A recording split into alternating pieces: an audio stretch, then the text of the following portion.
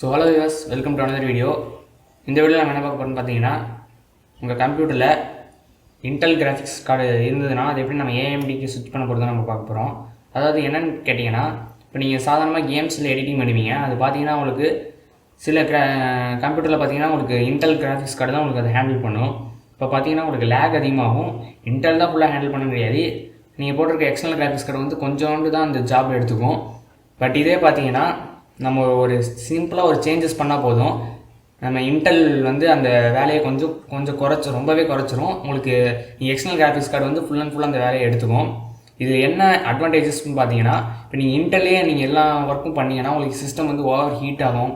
அது மட்டும் இல்லாமல் பார்த்தீங்கன்னா உங்களுக்கு இன்டெல் தான் உங்களுக்கு பாதி இந்த டிஸ்பிளே இது சில உங்களுக்கு கம்ப்யூட்டரில் இருக்க சில ஃபியூச்சர்ஸ்லாம் உங்களுக்கு இன்டெல் தான் ஹேண்டில் பண்ணும்.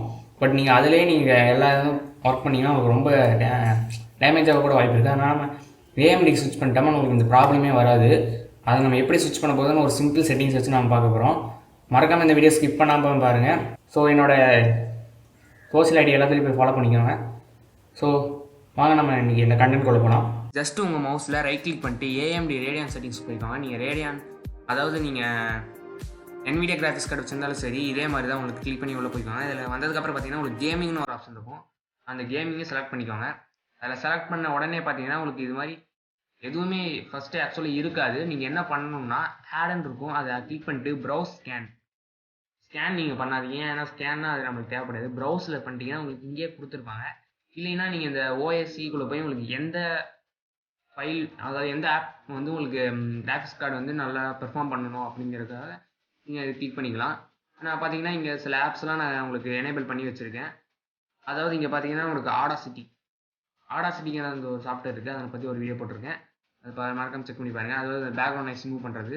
ஸோ அது நம்ம இந்த கேம், இந்த ஹீரோ ட்ரக்கு, இந்த GTA ஃபார்மட் ஃபேக்ட்ரின்னு ஒரு ஆப்பு, அடுத்து டேமேஜ் ரெசர் எடிட்டிங் சாஃப்ட்வேர், இது எல்லாமே நான் உங்களுக்கு கிராஃபிக்ஸ் கலர் ஸ்விட்ச் பண்ணி வச்சிருக்கேன். ஏன்னு பார்த்தீங்கன்னா இதெல்லாம் நீங்கள் ஸ்விட்ச் பண்ணாமல் வச்சுருந்தீங்கன்னா உங்களோட டிஃபால்ட் கிராஃபிக்ஸ் தான் வரும். அதாவது டிஃபால்ட்டாக ஒரு கிராஃபிக்ஸ் கோட் கொடுத்துருப்பாங்க இன்டெல்ல ஒரு 2GB. பட் ஆனால் அதில் நீங்கள் கொடுத்தீங்கன்னா உங்களுக்கு அந்த இன்டெல் கிராஃபிக்ஸ் கார்டு பார்த்தீங்கன்னா உங்கள் சிஸ்டமோட சாதெல்லாம் அதுவும் கொஞ்சம் மெயின்டைன் பண்ணணும். அது டிஸ்பிளே குவாலிட்டி அதெல்லாம் கொஞ்சம் மெயின்டைன் பண்ணிட்டு இருக்கும்.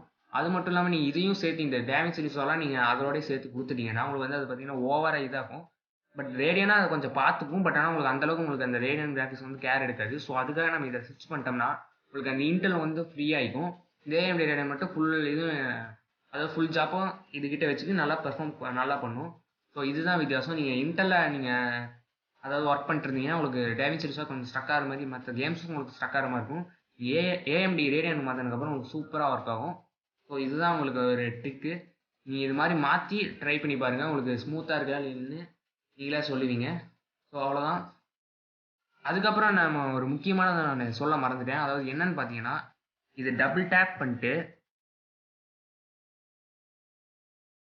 இங்கே மேலே பார்த்தீங்கன்னா உங்களுக்கு ப்ரொஃபைல் ஆப்ஷன்ஸ் அப்படின்னு ஒன்று இருக்கும். அதில் டிஸ்பிளே ஸ்கேலிங் வந்து ஃபுல் பேனல் வச்சுருங்க.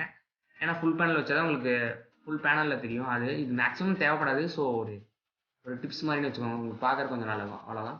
ஸோ அவ்வளோதான். இந்த வீடியோ பிடிச்சிருக்குன்னு நம்புறேன். இந்த வீடியோ பிடிச்சிருந்தா லைக் பண்ணுங்கள், ஷேர் பண்ணுங்கள், மறக்காம நம்ம சேனலை சப்ஸ்கிரைப் பண்ணுங்கள். கூடவே இந்த பெல் பட்டனை கிளிக் பண்ணிடுங்க. Stay home, stay safe. Thank you for வாட்சிங் this video and bye guys. So I will meet you in next video.